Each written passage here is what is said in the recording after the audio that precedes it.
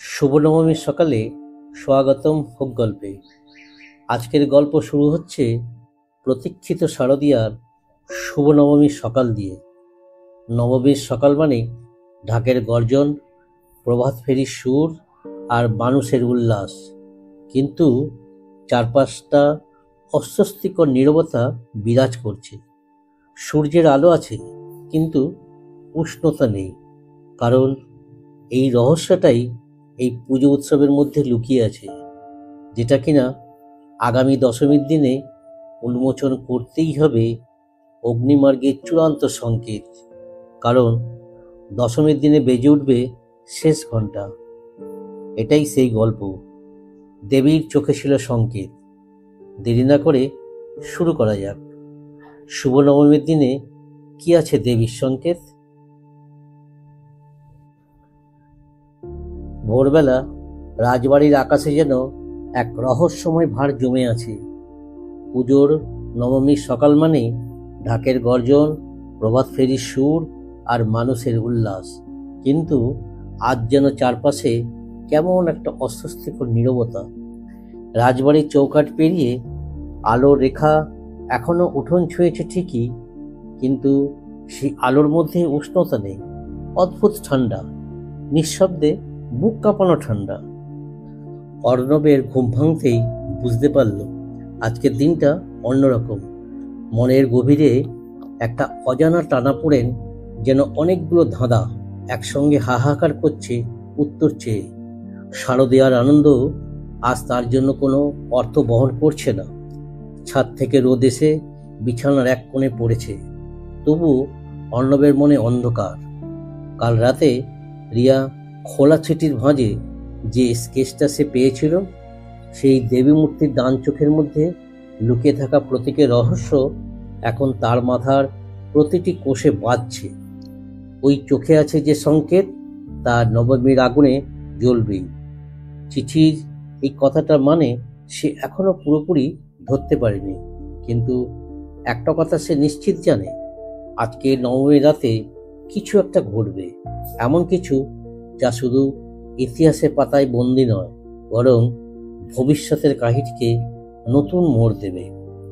রাজবাড়ির মূল মন্দির চত্বর ধীরে ধীরে লোকে ভরতে শুরু করেছে। পূজারীরা আসছেন, ঢাক বাজাতে শুরু করেছে।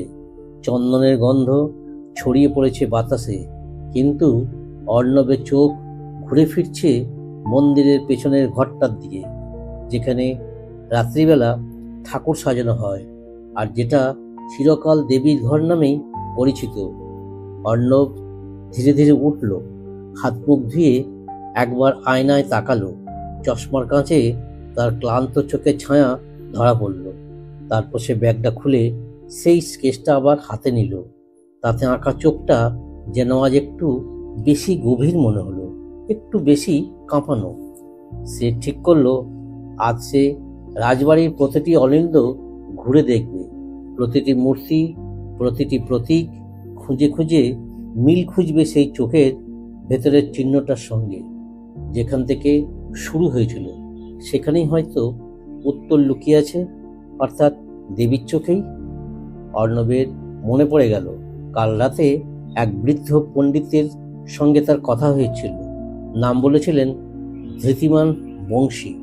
রাজপরিবারের পুরনো রেকর্ড রক্ষকের কাজ করেন। তিনি বলেছিলেন এক রহস্যময় নাম, নবচৌর্য সংকেত।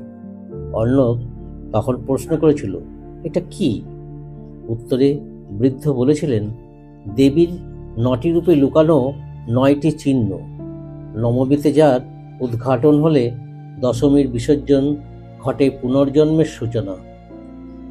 আর সে কথাই আজ অর্ণবকে টেনে নিয়ে চলেছে দেবীর 9টি রূপ, 9টি চিহ্ন আর নবমীর আগুন। চোখ তুলে সে তাকালো সামনে দুর্গা প্রতিমা। এক ঝলকে মনে হলো আজ যেন দেবীর চোখে অদ্ভুত কিছু একটা রয়েছে, নাকি সেটা শুধুই তার কল্পনা। অর্ণব ধীরে ধীরে এগিয়ে গেল ঠাকুর ঘরের দিকে। মণ্ডপ তখন পূজার ব্যস্ততায় গমগম করছে। ফুল, ধূপ, ঘণ্টা, মন্ত্র, ঢাক আর ভক্তদের ভিড়ে যেন গোটা রাজবাড়িটাই জেগে উঠেছে। কিন্তু সেই জাগরণের মধ্যেও অর্ণবের মনে একটা অচেনা অস্থিরতা। প্রতিমার সামনে দাঁড়িয়ে সে তাকিয়ে রইল দেবীর চোখের দিকে, মুগ্ধ হয়ে নয়, বরং খুঁজে বের করার এক প্রবল প্রচেষ্টা। সেই বিশেষ চিহ্নটা, যে চিহ্নটা 300 বছরের পুরনো এক ইতিহাসের কণ্ঠস্বর নিয়ে ফিরে এসেছে তার জীবনে। আর আজ নবমীর দিনে সেই চিহ্নই হয়তো আসন্ন ভয় বা আশীর্বাদের বার্তাবাহক। হঠাৎ করেই এক পুরোহিতের গলা কানে এলো, এই যে সরুন একটু, সিঁদুর আর অঞ্জলি দিতে হবে। অর্ণব কিছুটা সরে গেল, কিন্তু চোখ তার সরে না। তার মন বলছে প্রতিমার চোখে আজ সত্যি কিছু একটা আঁকা আছে, গতকাল রাতে যা ছিল না। সে দ্রুত মোবাইল বের করে একটা ছবি তুলল। ছবি বড় করে জুম করতেই হঠাৎ তার কাঁধে একটা হাত। পিছনে তাকিয়ে দেখে রাজবাড়ির পুরনো কর্মচারী গোবিন্দ কাকা। এই মুহূর্তে ছবি তুলবেন না বাবা, আজকের দিনটা খুব সংবেদনশীল। আজ মায়ের 9টি রূপ একসঙ্গে রূপায়িত হয়। মায়ের চোখে আজকের প্রতিচ্ছবিতে অতীতও দেখা যায়, আবার ভবিষ্যৎও। অর্ণব কিছু বলল না, সে শুধু বলল, গোবিন্দ কাকা, মায়ের চোখে আজ একটা বিশেষ চিহ্ন দেখেছেন? গোবিন্দ কাকা চমকে তাকালো, কি চিহ্ন? অর্ণব মোবাইলটা এগিয়ে দিল। সেই চিহ্নটা দেখিয়ে বলল, এই চিহ্নটি কি আপনি আগে কখনো দেখেছেন? গোবিন্দ কাকা একদৃষ্টে তাকিয়ে রইল ছবিটার দিকে। তার চোখে ধীরে ধীরে ভয় জমা হতে লাগলো। বাবা গো, এ তো সেই নবচৌর্যর চিহ্ন। রাজা সৌমেন্দ্র নারায়ণ একবার এই চিহ্ন দেখেছিলেন মায়ের চোখে, তারপর তার মৃত্যু হয়েছিল নবমীর রাতেই। এই কথা শুনে অর্ণবের পায়ের নিচ থেকে যেন মাটি সরে গেল। মানে, আপনি কি বলতে চাইছেন? এই চিহ্ন মানেই? আমি কিছু বলছি না বাবা, শুধু এটুকুই জানি, নবমীর রাতে এই চিহ্ন দেখা মানেই কিছু একটা ভয়ঙ্কর ঘটতে চলেছে। সেই সময় রাজার মৃত্যুটা সবার কাছে দুর্ঘটনা মনে হলেও রেকর্ডে লেখা আছে, মৃত্যুর ঠিক আগে তিনি বলেছিলেন, দেবীর চোখে আগুন দেখেছি, আমাকে ক্ষমা করো মা। অর্ণবের কণ্ঠ শুকিয়ে গেল। তার মাথার মধ্যে প্রতিধ্বনিত হচ্ছিল সেই একই বাক্য, দেবীর চোখে সংকেত আছে। তবে কি এটা শুধুই এক ঐতিহাসের প্রতীক নয়? তাহলে কি দেবী নিজেই কারো বিচার করতে চলেছেন? গোবিন্দ কাকা ধীরে ধীরে বলে উঠলেন, বাবা, এই চিহ্ন যার চোখে পড়ে তার উপর মায়ের দৃষ্টি পড়ে। সেটা আশীর্বাদ না অভিশাপ তা নির্ভর করে তার কর্মের উপর। অর্ণব হঠাৎ বুঝে গেল, কাল রাতে পাওয়া রিয়ার চিঠি শুধু তাকে আগলে রাখার বার্তা ছিল না, বরং ভবিষ্যতের এক রহস্য ঘন সংকেত ছিল। চিঠির ভাষায় যেমন লেখা ছিল, তুই হয়তো সবটা জানবি না, কিন্তু জেনে যাবি যা জানার, ঠিক নবমীর আগুনে। অর্ণব মন্ত্রমুগ্ধের মতো দেবীর চোখের দিকে চেয়ে থাকলো। মনে হলো সেই চোখ যেন আজ আর মাটির নয়, সজীব, জীবন্ত। নবমীর পুজো যখন চূড়ান্ত পর্বে পৌঁছেছে, তখন রাজবাড়ির গর্ভগৃহের ভিতরে অর্ণব নিঃশব্দে হাঁটছে। বাইরে ঢাকের গর্জন, শঙ্খের ধ্বনি, সিঁদুর খেলা আর ভক্তদের উল্লাস, সবকিছু যেন এক বর্ণময় ঝড় হয়ে উঠেছে। অথচ এই রাজবাড়ির অন্তরে এক অদৃশ্য নীরবতা জমে উঠেছে অর্ণবের চারপাশে।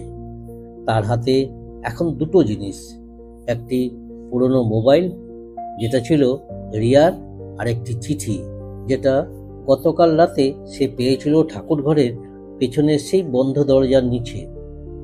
চিঠিটা খুলে আবার পড়ল অর্ণব, তুই যদি সত্যি ভালোবাসিস তবে মায়ের চোখের ভিতরটা পড়তে শিখ।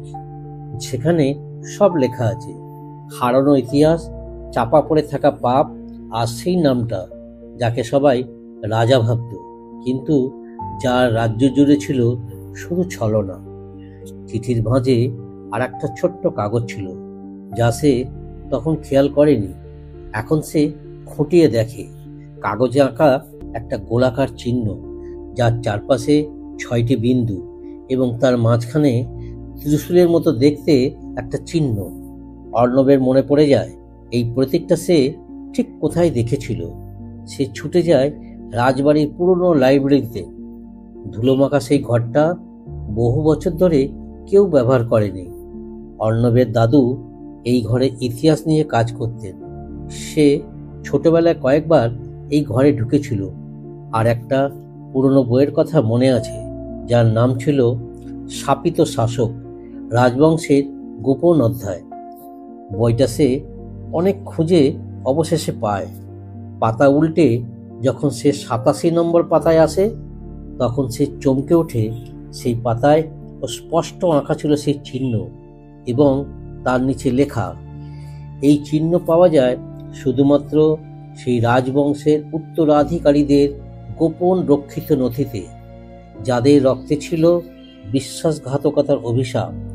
রাজা সৌমেন্দ্রনারায়ণ নিজে একবার এই চিহ্ন খুঁজে পান এক গুপ্ত দেওয়ালের ভিতরে, আর তারপর তিনি বুঝতে পারেন তার পূর্বপুরুষেরা চুরি করেছিলেন দেবীর গোপন প্রতিমা, এবং সেই চিহ্নই ছিল দেবীর অভিশপ্ত শিলমোহর।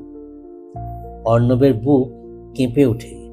তাহলে কি এই রাজবাড়ির অতীত যতটা গর্বের, তার ছায়া ততটাই অন্ধকার? আর আজ সে ইতিহাসে ফিরে এসেছে দেবীর চোখ দিয়ে। ঠিক তখনই বাইরে থেকে কড়া আওয়াজ, অর্ণব, ও অর্ণব, তুই কোথায়? তোর খোঁজে সবাই পাগল হয়ে গেছে।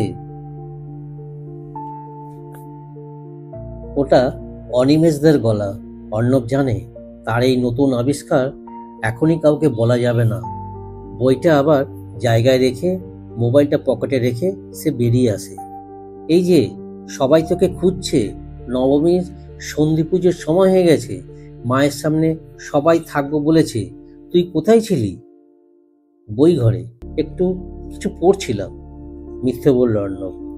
অনিমেষদা সন্দেহভাজন চোখে তাকালো, কিন্তু কিছু বলল না। কেবল বলল, চল, এখন মায়ের সামনে বসতে হবে। আজ সন্ধি পুজোয় যা ঘটবে সেটা রেকর্ডে থাকবে। অনেক লোক এসেছে বাইরে থেকে, সাংবাদিকও।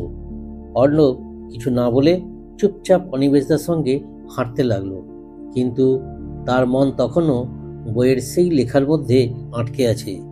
দেবীর চোখ যদি আগুন হয়, তবে সেই আগুনে দগ্ধ হবার জন্য তৈরি হও, কারণ সে বিচার করে সময় বুঝে, আর নবমীর আগুনে কেউই নিষ্পাপ থাকে না। সন্ধ্যা নেমেছে রাজবাড়ির চারপাশে, কিন্তু আজকের আলো আঁধারি অন্যরকম।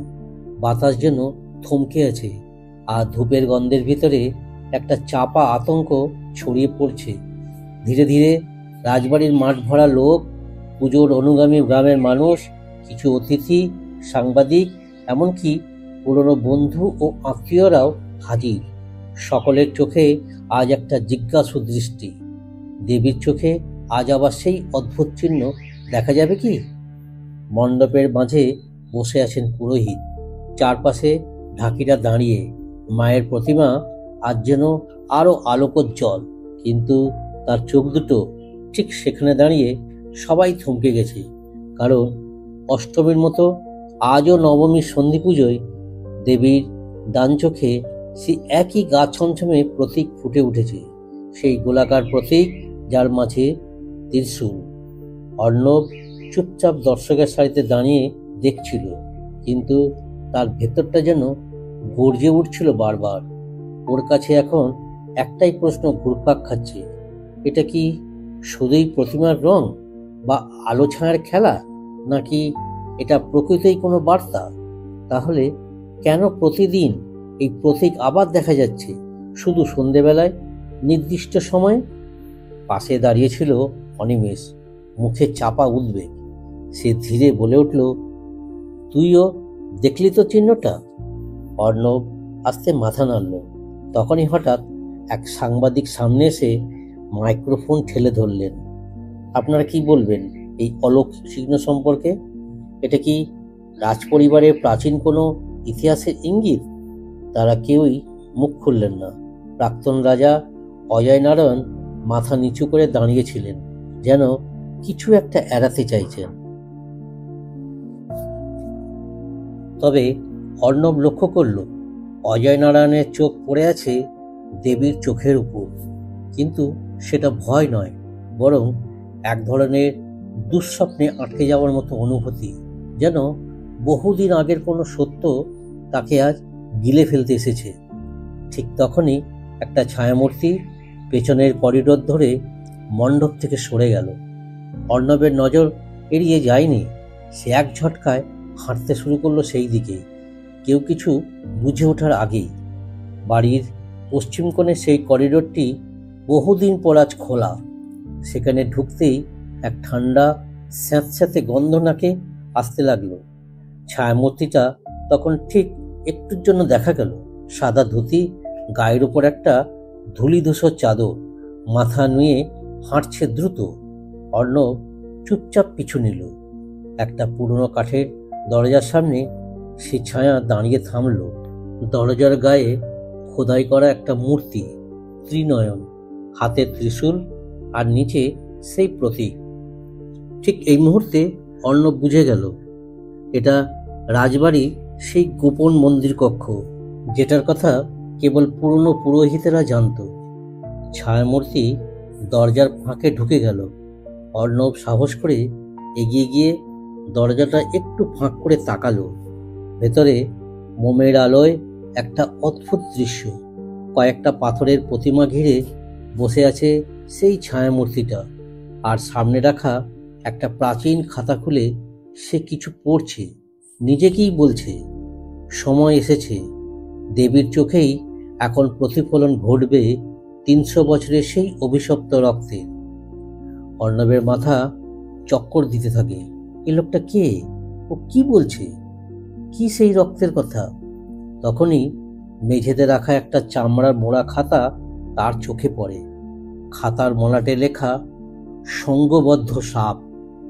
ঠিক এই সময় হঠাৎ করেই দরজাটা শব্দ করে কেঁপে উঠল, যেন কোনো অদৃশ্য শক্তি টের পেয়ে গেছে অর্ণবের উপস্থিতি। অর্ণব পিছু হটে ধাক্কা খেয়ে পড়ে যায় পেছনে। শব্দে ছায়ামূর্তিটা উঠে দাঁড়ায়। কে ওখানে?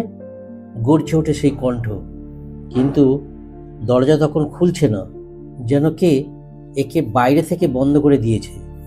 অর্ণব আটকে পড়েছে রাজবাড়ি সেই গুপ্ত প্রাচীন মন্দির কক্ষে, আর ভেতরে দাঁড়িয়ে আছে সেই অদ্ভুত ছায়া, যার চোখে দপদপ করছে আগুনের লাল শিখা।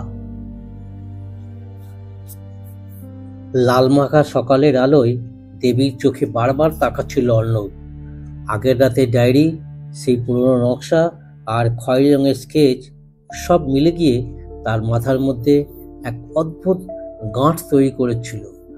উমার চোখে যে চিহ্নটি দেখা গিয়েছিল সেটি ছিল একটি বিশেষ আকারে প্রাচীন শাঁখ চিহ্ন, যার গায়ে খোদাই করা ছিল সূক্ষ্ম রেখার গাণিতিক সমতা, ফিবোনাচ্চি অনুক্রমে। আমার বিশ্বাস হচ্ছিল না। এই চিহ্নটা তো আমি শুধু পুরাতত্ত্বের পুরনো বইতে দেখেছি। এটা তো একেবারে মুঘল পূর্ব যুগের শিলমোহর। তাহলে এটা এখানে কি করে? অর্ণব নিজেই নিজেকে প্রশ্ন করছিল।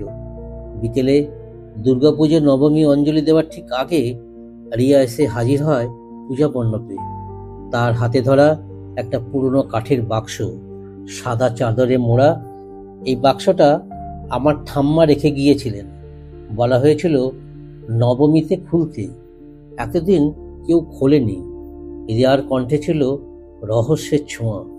অর্ণব বাক্সটি নিঃশব্দে খুলে দেখল ভিতরে একটি প্রাচীন ধাতব পেটিকোটের মতো সরু কেস। তার ভিতরে ছিল একটা পুরনো চাবি আর একটি ছোট স্ক্রোল পেঁচানো পাণ্ডুলিপি। স্ক্রোলে লেখা ছিল, যদি চিহ্ন চোখে পড়ে চাবি তার সন্ধানে পথ দেখাবে, কিন্তু সতর্ক থেকো, দেবীর দৃষ্টি কেবল সেই পাবে যাহার অন্তর শুদ্ধ। মানে আমরা যদি চিহ্নের অর্থ বুঝি, তাহলে এই চাবিটা আমাদের কোথাও নিয়ে যাবে। রিয়া ফিসফিস করে বলে উঠল। অর্ণব তখন এক ঝটকায় উঠে দাঁড়ায়। পেছনে দাঁড়িয়ে থাকা দুলাল মেশোর দিকে তাকিয়ে বলে, মেশো, এখানে কোনো পুরনো দরজা বা গোপন কোঠরি আছে যেটা অনেক দিন ধরে বন্ধ? দুলাল মেশো কিছুক্ষণ চিন্তা করে বললেন, পুরনো নাট মন্দিরের পেছনে একটা কক্ষ ছিল যেটা প্রায় 70 বছর আগে বন্ধ করে দেওয়া হয়। বৃষ্টির জলে ছাদ ধসে পড়েছিল বলে ওটা আর কেউ খোলেনি। অর্ণব আর রিয়া একে অপরের দিকে তাকালো। সেই মুহূর্তে মনে হলো সেই চাবি তাদের ডেকে নিচ্ছে। আকাশে তখন বিজলি চমকাচ্ছে, নবমীর সন্ধ্যা আসন্ন, আর তার মাঝেই দেবীর চোখে থাকা চিহ্নের রহস্য নতুন মোড় নিচ্ছে। নাট মন্দিরের পিছনের সেই পুরনো বন্ধ দরজাটা এতটাই ঢেকে গিয়েছিল গাছপালার ধুলো মাটির স্তরে, যেন প্রকৃতি ইচ্ছাকৃতভাবেই লুকিয়ে রেখেছিল তাকে। দুলাল মেশোর দেখানো পথে অর্ণব, রিয়া আর সৌমিক ধীরে ধীরে পৌঁছলো সেই ভাঙা স্থানে। চারিদিক নিস্তব্ধ, প্যান্ডেলের শব্দ, ঢাকের আওয়াজ কেমন যেন দূরে মিলিয়ে যাচ্ছিল। মাটির নিচে ঝুঁকে থাকা দরজাটা ছিল লোহার, ঝাঁঝরা হয়ে যাওয়া ধাতু, যার মাঝখানে স্পষ্ট এক ছিদ্র, যেন কোনো বিশেষ ধরনের চাবির জন্যই তৈরি। রিয়া অর্ণবকে ইশারা করলো, চেষ্টা করো। চাবিটা ধীরে ধীরে ছিদ্রে প্রবেশ করালো অর্ণব। ক্লিক! এক অদ্ভুত শব্দের সাথে দরজার তালা খুলে গেল। দরজার পেছনে ছিল সিঁড়ি। নিচে নামা শুরু করলো তারা তিনজন। সিঁড়িগুলো ছিল ভেজা আর পিচ্ছিল। মাঝে মাঝে কিছুমাত্র আলো আসছিল উপর থেকে পড়া সূর্যরশ্মির ক্ষীণ রেখা ধরে। ধীরে ধীরে তারা পৌঁছলো একটি ছোট্ট কক্ষে।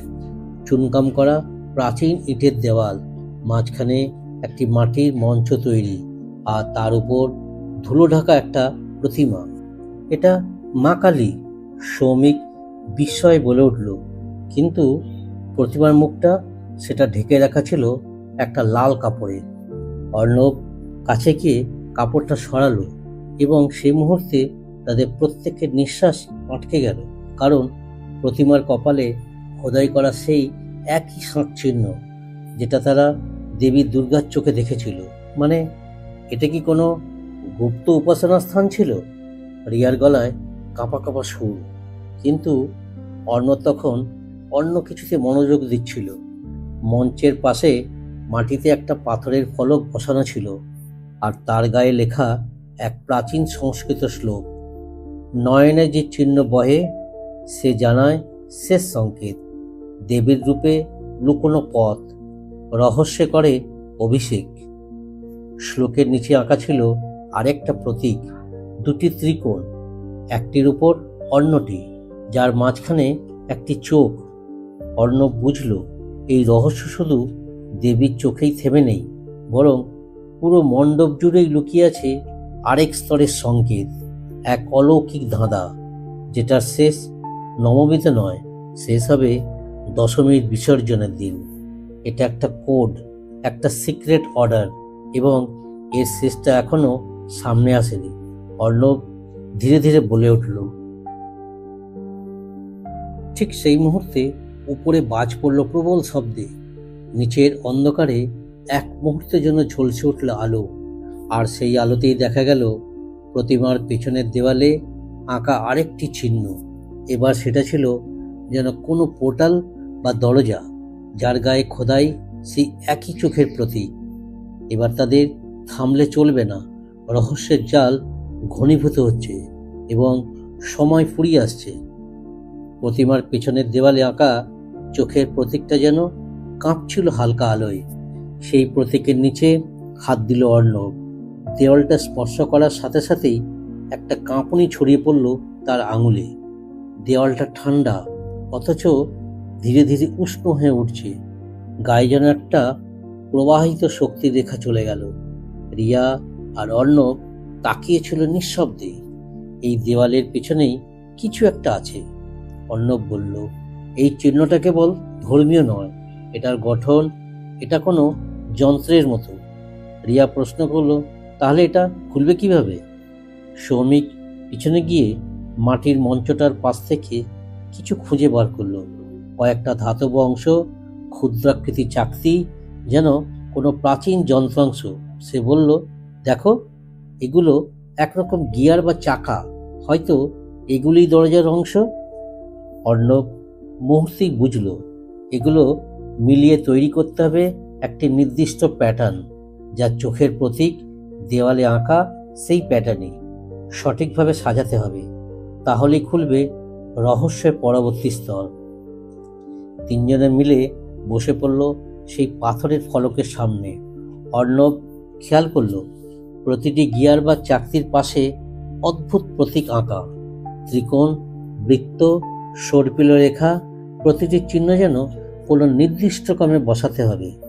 বহুক্ষণ ধরে চেষ্টা করার পর অবশেষে অর্ণব প্রতীকগুলো সাজিয়ে ফেলল ঠিকঠাক। একটা গম্ভীর শব্দ হলো। দেওয়ালটা ধীরে ধীরে ফেটে খুলে গেল। একটা সরু সুড়ঙ্গের মুখ দেখা দিল, এক অন্ধকার গহ্বর, যেটা ঠিক কোথায় নিয়ে যায় কেউ জানে না। রিয়া দ্বিধা ভরে প্রশ্ন করল, আমরা কি যাচ্ছি? যেতে হবেই, অর্ণব জবাব দিল দৃঢ় কণ্ঠে। এটা শুধু একটা রহস্য না, এটার পেছনে আছে ইতিহাস, ধর্ম, আর হয়তো আমাদের অতীত। তারা ঢুকে পড়ল সেই সুড়ঙ্গে। গায়ে টর্চ লাগিয়ে এগোতে লাগলো আঁধারের ভিতর দিয়ে। সুড়ঙ্গটা শুরু হলেও ভেতরে বাতাস ছিল ঠান্ডা। মাঝে মাঝে মাটির দেওয়ালে খোদাই করা ছিল পুরনো প্রতীক, কিছু কিছু জায়গায় পোড়া প্রদীপের চিহ্ন। এ যেন কোনো গোপন সাধনার পথ। হঠাৎ করে সুড়ঙ্গের শেষ প্রান্তে এসে তারা পৌঁছল এক বিশাল গোল কক্ষে। কক্ষটা ছিল খালি, তবে মাঝখানে মাটির গায়ে গেঁথে থাকা একটা ধাতব চক্র, সোনালি আর রূপলি রঙের মিশেল। তার গায়ে খোদাই, জ্যোতির মধ্য দিয়ে যাবে যে, সেই পৌঁছবে দেবীর হৃদয়ে। সৌমিক বিস্ময়ে বলল, মানে এটা কি কোনো টেস্ট বা পরীক্ষার মতো? অর্ণব ধীরে ধীরে সামনে এগিয়ে গেল। ধাতব চক্রের চারিদিকে ছিল ছোট ছোট গর্ত, সবগুলো থেকে বের হচ্ছিল হালকা ধোঁয়া, যেন কোনো ধরনের ধূপ বা গন্ধ।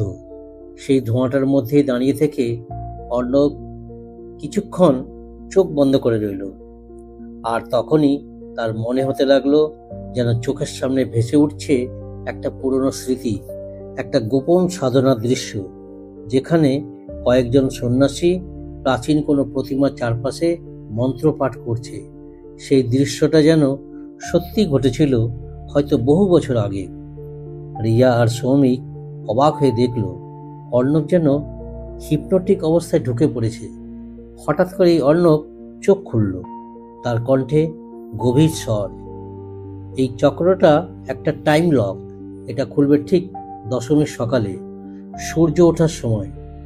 রিয়া অবাক হয়ে বলল, তাহলে আমাদের এক রাত এই জায়গাতেই থাকতে হবে? হ্যাঁ, অর্ণব বলল, কারণ সেই সময় দেবীর হৃদয়ে প্রবেশের পথ খুলবে, আর তখনই আমরা জানতে পারবো এই শাঁখ চিহ্নর আসল অর্থ আর দেবীর চোখে আসা সংকেতের প্রকৃত রহস্য। ঘড়ির কাঁটা তখন রাত 8টা ছুঁই ছুঁই। ঠাকুর দালানে উলুধ্বনির রেশ কাটতে না কাটতেই এক অদ্ভুত নিস্তব্ধতা নেমে এলো। জনতার ভিড় একটু একটু করে পাতলা হচ্ছে, কিন্তু অর্ণব, সৌমিক আর রিয়া তখনও দাঁড়িয়ে। তাদের সামনে তখন দেবী দুর্গা, কিন্তু সেই চোখে যেন গভীর এক অস্থিরতা। রোশনি ম্লান হয়ে আসছে, কাশফুলের মতো দুলছে বাতাস। ঠিক তখনই পুরনো ঘড়ির ঘণ্টার ধ্বনি বেজে উঠল। একটানা 9 বার। নবমী রাত্রে এমন নিখুঁত ধ্বনি আগে কেউ শোনেননি। রিয়ার মনে পড়ে গেল এক কথা। রাজবাড়ির প্রাচীন কাহিনী বলেছিল, নবমীর রাত যদি 9 বার ঘণ্টা বাজে, তবে দেবীর চোখেই মিলবে শেষ সংকেত। তারা তিনজন ছুটে গেল পেছনের গ্যালারির দিকে, যেখানে রাজবাড়ির পুরনো সংগ্রহশালা। একসময় তা ছিল রানী চারুমতির ব্যক্তিগত সংগ্রহ ভাণ্ডার। কাঠের মোটা দরজা খুলতেই ধুলোমাখা বাতাসে ঝাপটা এসে মুখে লাগে। দেওয়ালে টাঙানো পুরনো ছবি মূর্তি, তাম্রলিপি সব যেন হঠাৎ নিঃশব্দে কথা বলতে শুরু করলো। ওই যে, রিয়া হঠাৎ চিৎকার করে উঠল। একটা দেওয়ালের গায়ে ঝোলানো পুরনো চিত্র, যার নিচে লেখা আদি রূপ চারুমতি। সেই ছবির চোখেও সেই অদ্ভুত চিহ্ন, রক্ত রঙের দাগের মতো একটা নির্দিষ্ট চিহ্ন, যা তারা আগে দেবীর চোখেও দেখেছিল। দুটো চিহ্ন মিলে যাচ্ছে। এটা কোনো কাকতালীয় নয়, গম্ভীর গলায় বলল অর্ণব। সৌমিক তখন টর্চের আলো ফেলল ছবিটার নিচের দিকে। ধুলোর নিচে লুকিয়েছিল একটা ছোট তাম্র ফলক, তাতে খোদাই করা অক্ষরে লেখা, যার চোখে দৃষ্টি তার হৃদয়েই লুকিয়ে গুপ্তমণি। নবমীর রাত্রে পূর্ণিমা হলে তবেই উদ্ঘাটিত হবে বংশের শেষ সত্য। তারা থমকে গেল। এবার বোঝা গেল এই সংকেত কেবল অলৌকিক নয়, বরং তার যুক্তিযুক্ত ইতিহাসে গাথা রহস্যের ইঙ্গিত। দেবীর চোখের চিহ্ন যেন কোনো মানসিক বা আবেগের প্রতীক নয়, বরং তার ভেতরেই আছে অতীতের গোপন সত্য। তাহলে এই রাজবংশের কেউ একজন সেই গুপ্তমণি রক্ষক ছিলেন, নাকি চোর? রিয়ার গলায় কাঁপুনি। অর্ণব মাথা নেড়ে বলল, রক্ষক কিংবা শত্রু, আমাদের এটা জানতেই হবে। কিন্তু একটা বিষয় খেয়াল করেছ? দেবীর চোখের চিহ্নটা এবার যেন সামান্য বদলে গেছে। আগের চাইতে উজ্জ্বল আর যেন একটু বড়। তাদের চোখে চোখ পড়ল। বুঝে গেল যে এই রহস্যের শেষ এখানেই নয়, বরং নবমীর রাতেই যেন তা শুরু হচ্ছে সত্যিকার অর্থে। রাত তখন প্রায় 9:45। রাজবাড়ির ভেতরকার বাতাস যেন ক্রমশ ভারী হয়ে উঠছে। উৎসবের আলো রোশনাই বাইরে থাকলেও ভেতরের এই গ্যালারি ঘর যেন আবদ্ধ একটা সময়ের খাঁচা। অর্ণব, সৌমিক আর বিয়ার চোখে তখন শুধু একটাই প্রশ্ন, গুপ্তমণি কোথায়? কে ছিল তার রক্ষক? আর কার হৃদয়ে তা লুকানো ছিল? তারা তিনজন বসে পড়ল পুরনো কাঠের ডেস্কের সামনে। টর্চের আলোয় খুঁজতে লাগলো তাম্রলিপির প্রতিটি অক্ষর, দেয়ালের প্রতিটি চিত্র। ধুলো আর সময়ের ভারে বোঝাই সেই প্রত্নতাত্ত্বিক সংগ্রহশালাটা যেন খুলে দিচ্ছে একের পর এক ইতিহাসের খণ্ডচিত্র। এই ছবিটা দেখো। সৌমিক একটা কাঠের ফ্রেম টেনে ধরল, যার গায়ে লেখা শ্রীমতী চারুমতী দেবী ও কন্যা মালবিকা, 1734। ছবির একপাশে একটা ছোট্ট আয়না বসানো, যার নিচে গোলাপি পাথরের গয়নার একটা নকশা আঁকা। রিয়া কান ঘেঁষে বলল, এই নকশাটা তো অনেকটা সেই চিহ্নটার মতো না, দেবীর চোখের? অর্ণব সঙ্গে সঙ্গে ছবির পেছনে কাঠের বোর্ড খুলে ফেলল।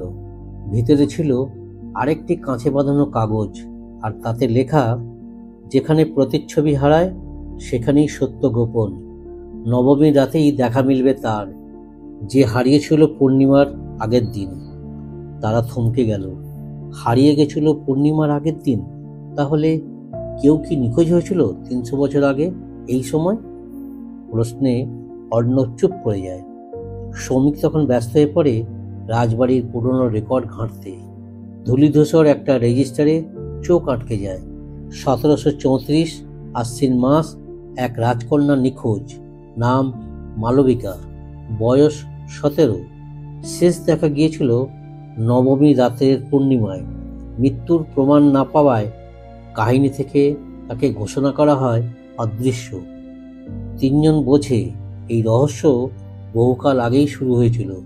সেই হারিয়ে যাওয়া মালবিকাই হয়তো ছিল সেই রক্ষক, যিনি গুপ্তমণির হদিশ লুকিয়ে গিয়েছিলেন চিরতরে।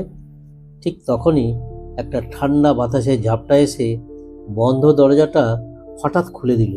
কেউ একজন যেন হালকা পায়ে পেছন দিয়ে হেঁটে গেল, কিন্তু কাঁচে প্রতিচ্ছবি পড়ল না।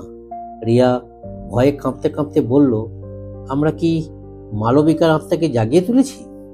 অর্ণব এবার শান্ত গলায় বলল, হয়তো, কিন্তু ভয় পাওয়ার সময় এখন নয়। নবমীর রাতটা শেষ হবার আগে আমাদের ওর বাকি সংকেত খুঁজে বের করতেই হবে, কারণ শুধু আমরাই না, আর কেউ একজন এই রহস্য খুঁজছে এবং ওরা চায় না আমরা সত্যটা জানি। শ্রমিক টর্চটা শক্ত করে ধরল। তাদের সামনে এখন শুধু ইতিহাস নয়, সামনে অপেক্ষা করছে এমন কিছু যা বাস্তবের গণ্ডি ছাড়িয়ে যাচ্ছে। নবমীর রাত আরও গভীর হয়েছে। আকাশে মেঘের আস্তরণ, পূর্ণিমার আলো কুয়াশায় ঢাকা পড়ে যাচ্ছে ধীরে ধীরে। রাজবাড়ির পুরনো দেওয়ালের পাতা, শুকনো পাতা হাওয়ায় কাঁপছে, যেন কোনো অদৃশ্য সত্তা ছুঁয়ে যাচ্ছে প্রতিটা কর্নার। গ্যালারির ভেতর তিনজন তরুণ অনুসন্ধানকারী, অর্ণব, সৌমিক, রিয়া, এখন আর কেবল পুরনো ইতিহাস নয়, অদৃশ্য শক্তির স্পর্শ অনুভব করছে। তাহলে আমাদের পরবর্তী ক্লুটা কি হতে পারে? অর্ণব আস্তে করে বলল। তার চোখ তখন সেই পুরনো আয়নার দিকে, যেটা আগে মালবিকার ছবির নিচে বসানো ছিল। রিয়া বলল, শ্লোকে তো বলা ছিল, যেখানে প্রতিচ্ছবি হারায় সেখানেই সত্য গোপন। আয়না মানেই তো প্রতিচ্ছবি। যদি প্রতিচ্ছবি না দেখা যায়, তাহলে সেটা কি কোনো ছায়াহীন জায়গা কিংবা গোপন পথ? সৌমিক এবার একটা অদ্ভুত তথ্য দেয়। আমি আগেও শুনেছি এই রাজবাড়ির নিচে একটা টানেল ছিল, যেটা রাজাদের গোপন যাতায়াতের জন্য ব্যবহৃত হতো। সেই টানেলের প্রবেশপথ নাকি আয়নাঘরের পেছনে কোথাও ছিল। অর্ণব সঙ্গে সঙ্গে উঠে দাঁড়ালো। তবে দেরি করো না, আয়নাঘরের দিকেই চলো। তারা পেছনের করিডোর দিয়ে সাবধানে এগিয়ে যেতে লাগলো। গ্যালারির ঠিক পেছনে ছিল একটা ছোট ঘর। দেওয়ালের পরপর তিনটি ভাঙাচোরা আয়না, যেগুলোর গায়ে ধুলো জমে গেছে আর প্রতিফলনের কোনো চিহ্ন নেই। রিয়া একটা আয়নায় হাত রাখতেই সেটার পিছনে ধাতব শব্দ হয়। অর্ণব তাড়াতাড়ি ধুলো পরিষ্কার করে বোঝে এটা কেবল আয়না নয়, এক ধরনের গুপ্ত দ্বার। নিচের ফ্রেম টিপতেই আয়নাটা ঘোরে আর খুলে যায় একটা সরু সিঁড়ি, যা নামছে রাজবাড়ির গভীর গহ্বরে। তাদের গায়ে ঠান্ডা একটা হাওয়া ছুঁয়ে গেল। ভিতর থেকে যেন শ্বাস ফেলার আওয়াজও ভেসে আসছে। কেউ যেন এই গোপন পথেই লুকিয়ে আছে। রিয়া জোর করে সাহস সঞ্চয় করে নামতে শুরু করলো। পেছনে অর্ণব আর সৌমিক, তারা প্রত্যেকেই মোবাইলে টর্চ জ্বালিয়ে সাবধানে নামছে। টানেলটা সরু, কিন্তু দেওয়ালের গায়ে কোথাও কোথাও প্রাচীন অলঙ্করণ, একটি বিশেষ দেবীর চিহ্ন আঁকা, যার এক চোখে আবার সেই একই চিহ্ন, গোল চক্রিত সাপের মতো নকশা। হঠাৎ তারা পৌঁছে যায় একটা গোলাকৃতি কক্ষে। কক্ষের একপাশে একটা বিশাল পাথরের দরজা, আর দরজার মাঝখানে একটি খাঁজ, ঠিক যেন কোনো পাথরের ছাপ বসানোর জায়গা। সৌমিক হঠাৎ চেঁচিয়ে উঠল, রিয়া, তোমার কাছে সেই ছোট্ট ব্রোঞ্জের টুকরোটা আছে তো, যেটা শারদীয়া প্রদর্শনীর দিন এক সাধু বাবা তোমায় দিয়েছিল? রিয়া ব্যাগ থেকে বের করলো সেই গোল ব্রোঞ্জ প্লেট। সবাই তখন অবাক। প্লেটের ঠিক মাঝখানে সেই একই চিহ্ন খোদাই করা। অর্ণব ধীরে ধীরে সেটি খাঁজে বসিয়ে দেয়। একটা ঘূর্ণন শব্দ হয়, তারপর দরজাটা গম্ভীর গর্জনে খুলে যায়। ভিতরে অন্ধকার, কিন্তু চারপাশ থেকে যেন বাতাস ফু দিয়ে বলছে, তোমরা ঠিক পথেই এসেছো, কিন্তু সময় অল্প। রিয়া, সৌমিক আর অর্ণব একে অপরের দিকে তাকায়। তাদের চোখে এখন ভয় নয়, এক অদ্ভুত বিশ্বাস, এক রোমাঞ্চ। বহু শতাব্দী ধরে লুকিয়ে থাকা এক ইতিহাস তাদের হাতের নাগালে। অর্ণব নিচু গলায় বলে, এই কক্ষের ভেতরেই আছে সেই রহস্য যা দেবীর চোখে ধরা দিয়েছিল। কিন্তু ওটা কেবল রহস্য নয়, কেউ একজন চাইছে আমরা এটা না খুঁজি। ওরাও জানে আমরা কাছাকাছি পৌঁছে গেছি।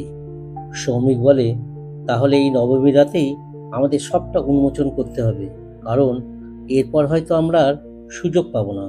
আর তখনই ভিতর থেকে একটা চাপা পদধ্বনি ভেসে এলো।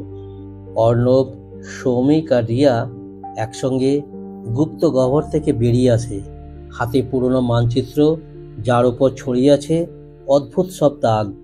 দাগের মাঝে গোল করে ঘুরে বেড়াচ্ছে একটাই প্রতীক, সেই অলৌকিক সংকেত যেটা প্রথম দেখেছিল দেবীর চোখে। তুই দেখ, অর্ণব কাঁপা গলায় বলল, ওই পয়েন্টটা রাজবাড়ির টিলা হতে পারে, কিন্তু এখান থেকে 500 মিটার দক্ষিণ পূর্বে একটা চিহ্ন দেওয়া আছে। রিয়া অবাক হয়ে বলল, ওই জায়গাটাই না গতকাল বিকেলে যেদিকে আমরা বাঁশবন দেখে ঘুরে গিয়েছিলাম? দুজনেই একসাথে থমকে দাঁড়ায়।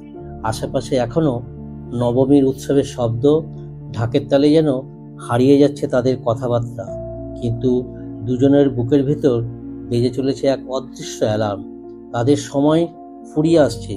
যদি এই সংকেত সত্যি 300 বছর আগের কোনো গোপন পরিকল্পনার অংশ হয়, তবে সেটা দশমীর আগেই উন্মোচন করতে হবে। কিন্তু অদ্ভুত এক ছায়া হঠাৎ তাদের পেছন থেকে হেঁটে যায়। দুজনেই ঘুরে তাকায়, কিন্তু কেউ নেই, শুধু বাতাসের ঝাপটা আর সামনের বাঁশবনে একরা সাঁই সাঁই শব্দ। তুই কি দেখলি? রিয়া ফিসফিস করে জিজ্ঞাসা করল। অর্ণব গম্ভীরভাবে মাথা নাড়ল। একটা ছায়া গেল, ঠিক যেন আমাদের দেখেই পালালো। তারা দুজন সিদ্ধান্ত নেয়, আর দেরি নয়, আজ রাতেই যত অন্ধকারই হোক তারা যাবে সেই জায়গায়, রাজবাড়ির পেছনের বাঁশবনে, মানচিত্রের ওই দাগ দেওয়া স্থানে। এটাই এখন তাদের একমাত্র গন্তব্য। রাত গড়িয়ে যায়, নবমীর আকাশে চাঁদ নেই, কুয়াশার আস্তরণে ঢেকে আছে গ্রামের চারিদিক। হাতে টর্চ নিয়ে রিয়া আর অর্ণব চুপচাপ বেরিয়ে পড়ে। বাঁশবনের ভেতরে ঢুকে পড়ে তারা। মাথার ওপর বাঁশের চিকচিকে ডগাগুলো একে অপরের গায়ে ঘষা খেতে খেতে অদ্ভুত সুর তুলছে।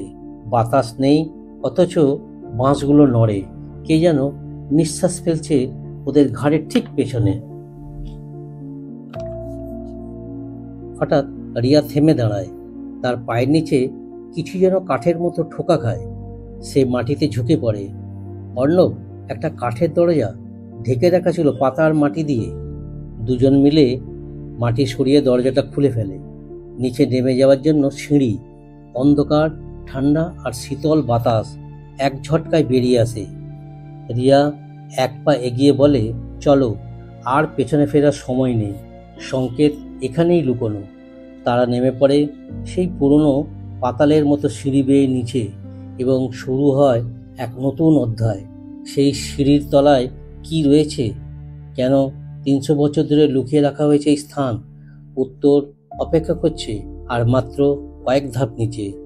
সিঁড়ির ধাপগুলো কংক্রিটের নয়, বরং মাটির সঙ্গে মিশে থাকা পাথরের মতো। এক একটা ধাপ যেন সময় জমে আছে। আধা ভাঙা, কিছু জায়গায় পচা কাঠের ফ্রেম গেঁথে আছে দেওয়ালে। রিয়া আর অর্ণব নিঃশব্দে নামতে থাকে। হাতে টর্চের আলো শুধু সামনের কয়েক ফুট পর্যন্তই পৌঁছয়। দুপাশের দেওয়ালে অলংকৃত খোদাই, অদ্ভুত প্রতীক, কিছু প্রাচীন রঙের ছাপ।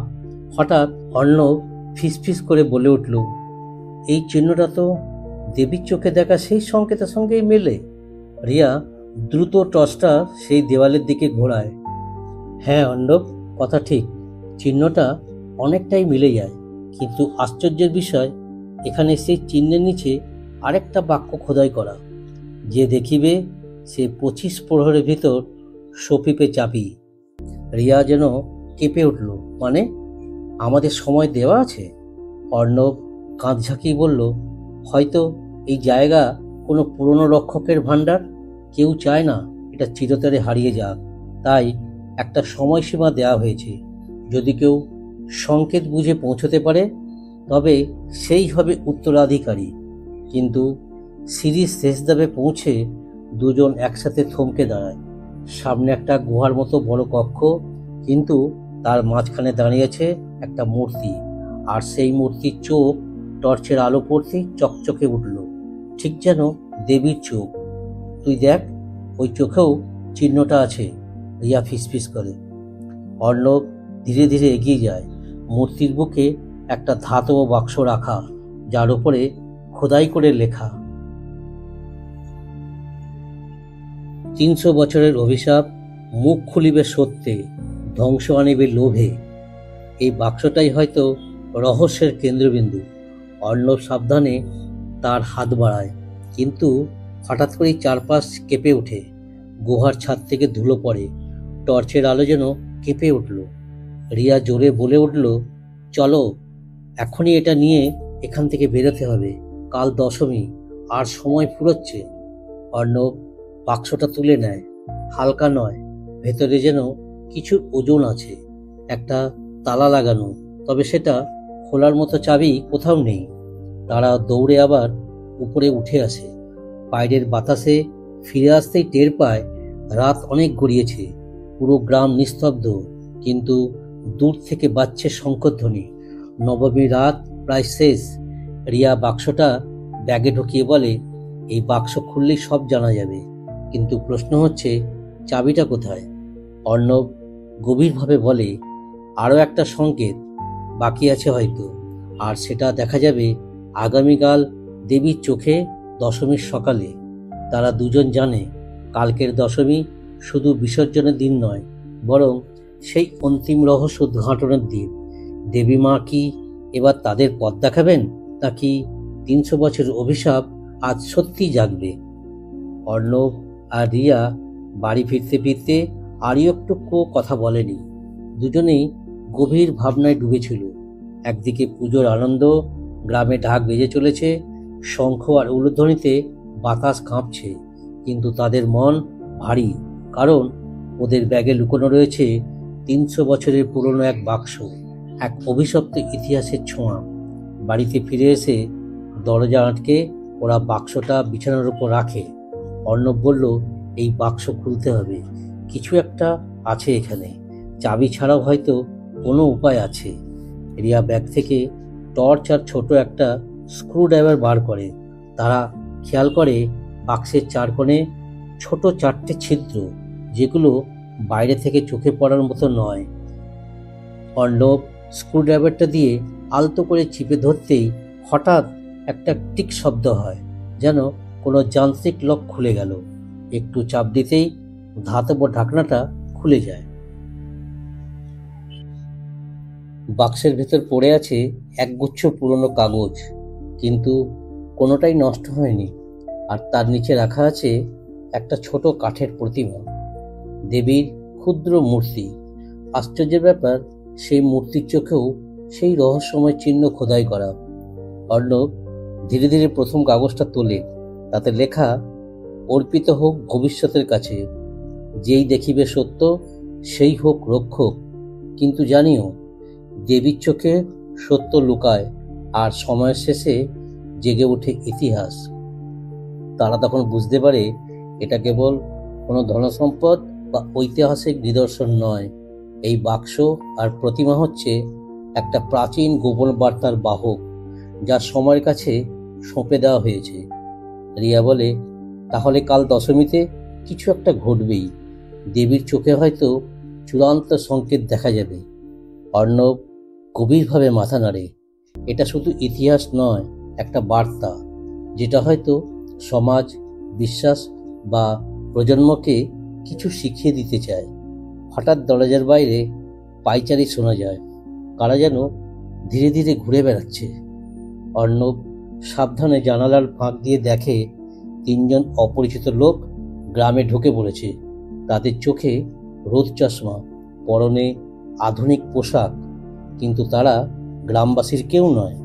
ওরা আমাদের পিছনে লেগে আছে, ফিসফিস করে বলে রিয়া। হয়তো ওরাও জানে এই বাক্সের কথা। অর্ণব জানে সময় ফুরিয়ে আসছে। শুধু দেবীর চোখের সংকেত নয়, এবার বাঁচাতে হবে সত্যকে, লুকিয়ে রাখতে হবে ইতিহাসকে, কারণ শুধু তাদের নয়, এই গ্রামের নিরাপত্তাও এখন এদের উপর নির্ভর করছে। দশমীর দিন আসছে, দেবীর বিসর্জন আগে হয়তো আরেকটি বিসর্জন অপেক্ষা করছে, কোনো সত্য, কোনো আত্মত্যাগ, কিংবা কারো জীবন। আপনারা শুনছিলেন হোক গল্পের অডিও সিরিজ দেবীর চোখে ছিল সংকেত, শুভ নবমীর 4র্থ পর্ব। কেমন লাগলো আজকের পর্ব? কমেন্ট করে জানাতে ভুলবেন না। অপেক্ষার চূড়ান্ত পর্ব, দশমীর রাত্রে রহস্য আরও ঘনীভূত হবে, আর খুলে যাবে অগ্নিমার্গের চূড়ান্ত সংকেত। আপনাদের পাশে থাকাই আমাদের প্রেরণা। সাবস্ক্রাইব করুন আর লাইক ও শেয়ার করতে ভুলবেন না। শুভ দশমীর আগাম শুভেচ্ছা রইল আপনাদের সকলকে। হোক গল্পে, শোনো গল্প, হারিয়ে যাওয়া শব্দে।